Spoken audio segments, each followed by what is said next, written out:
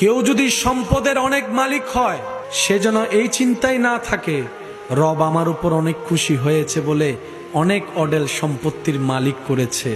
কারো সম্পত্তি না থাকলে সে যেন এই চিন্তায় না থাকে আমার রব বুঝি আমার উপর নারাজ, তাই এক বেলার খাবার আনতে আরেক বেলার খাবার ফুরিয়ে যাচ্ছে।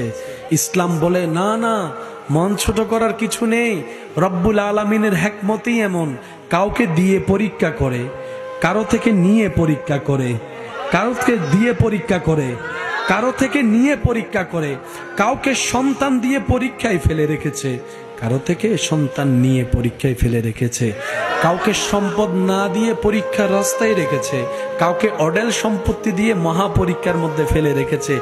সবাই আমরা আপন আপন জায়গায়, সবাই পরীক্ষার্থী, সবাই পরীক্ষার মধ্যেই আছি, সবাই প্রতি সেকেন্ডে পরীক্ষা দিচ্ছি। মাদ্রাসা স্কুলের পরীক্ষা বছরে 3টা অথবা 2টা ডেট, মাস, তারিখ ফাইনাল করে দিয়ে বলে দেওয়া হয় এত তারিখ থেকে এত তারিখের মধ্যে পরীক্ষা হবে, এইবারে এই তারিখে এই পরীক্ষা। আর দুনিয়ার আল্লাহর বান্দাদের জন্য 24টা ঘন্টার প্রত্যেকটা সেকেন্ডেই পরীক্ষা, প্রত্যেকটা সেকেন্ডেই পরীক্ষা, প্রত্যেকটা সেকেন্ডের মধ্যে পরীক্ষা নেওয়া হচ্ছে এক একজনকে এক একভাবে। এই দুনিয়া হচ্ছে পরীক্ষার জায়গা, আমরা সবাই পরীক্ষার্থী। রেজাল্ট বের হবে হাসরের ময়দানে রবের দরবারে।